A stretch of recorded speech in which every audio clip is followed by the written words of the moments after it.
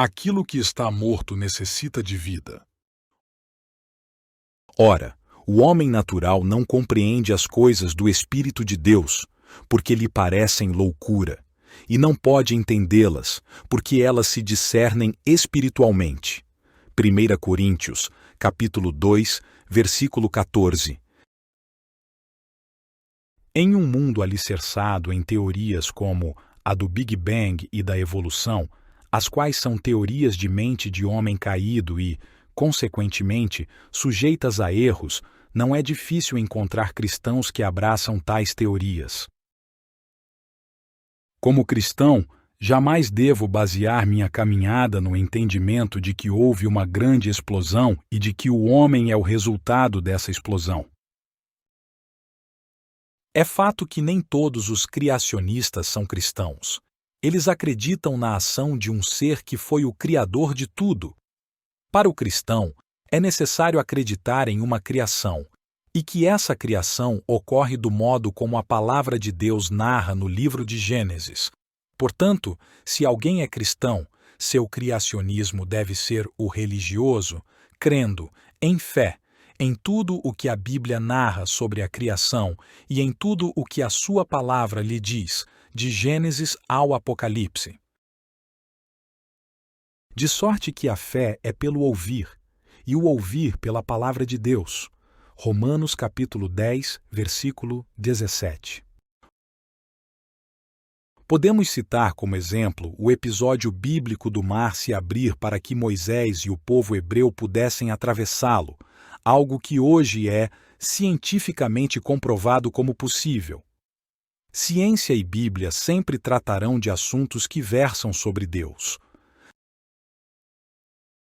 Voltando ao caminhar cristão baseado em um criacionismo bíblico, é imprescindível perceber aquilo que a palavra de Deus nos diz no livro de Gênesis. Nela está escrito que o homem foi criado à imagem e semelhança de Deus, o qual passa a delegar funções ao homem. E disse Deus: façamos o homem à nossa imagem conforme a nossa semelhança, e domine sobre os peixes do mar, e sobre as aves dos céus, e sobre o gado, e sobre toda a terra, e sobre todo réptil que se move sobre a terra.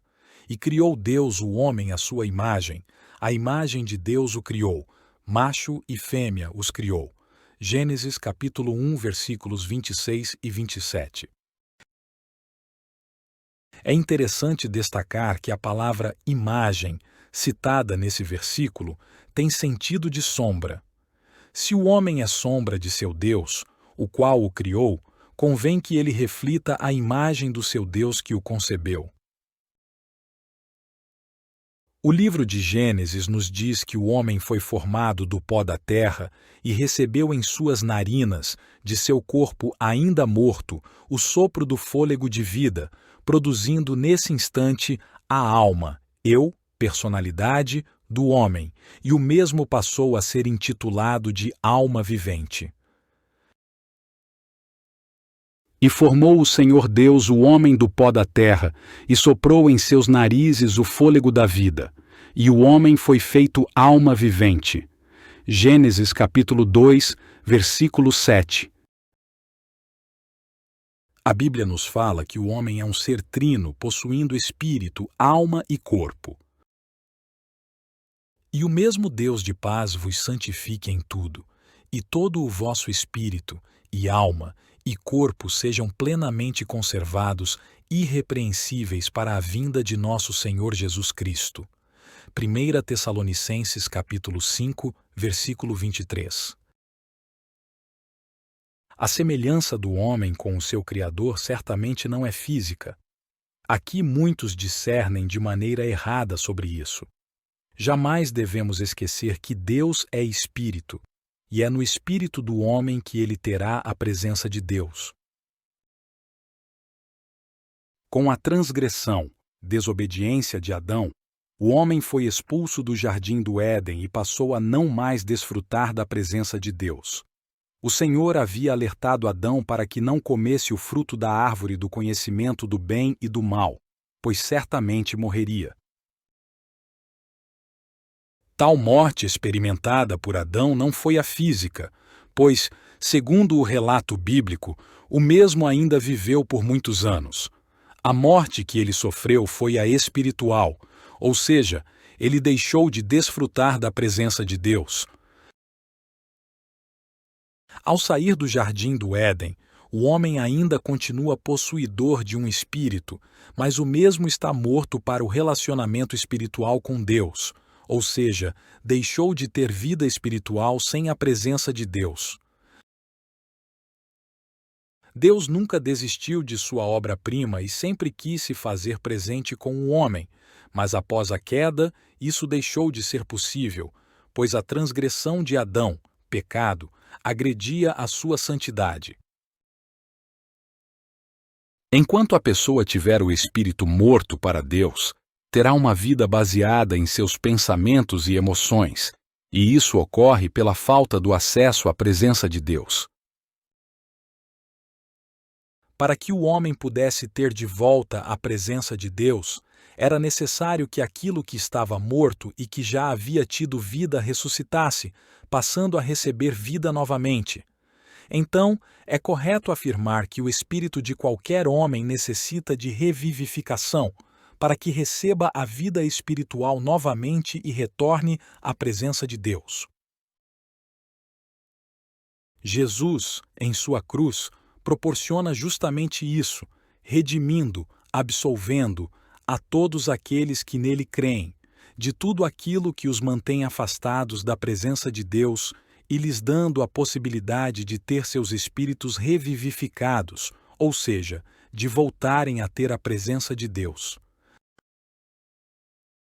Para alguém ter acesso a essa bênção de absolvição oferecida por Jesus na cruz do Calvário, se faz necessário uma correspondência com aquilo que lhe dá posse a ela. Preciso confessar Jesus como meu Senhor e crer que Ele foi ressuscitado por Deus dentre os mortos. A saber, se com a tua boca confessares ao Senhor Jesus e em teu coração creres que Deus o ressuscitou dos mortos, serás salvo. Romanos capítulo 10, versículo 9. Espiritualmente estava morto e sem a presença de Deus. Precisava ser ressuscitado para voltar a ter a presença de Deus, o Criador. Quando confesso com minha boca ao senhorio de Jesus sobre minha vida, estou confessando que aceito a salvação advinda através de seu sacrifício e passo a ter de volta a presença de Deus. Quando tenho meu espírito revivificado e tenho de volta a presença de Deus no meu espírito, volto a compreender as coisas espirituais que nascem do Espírito de Deus, retornando, assim, ao propósito original da criação.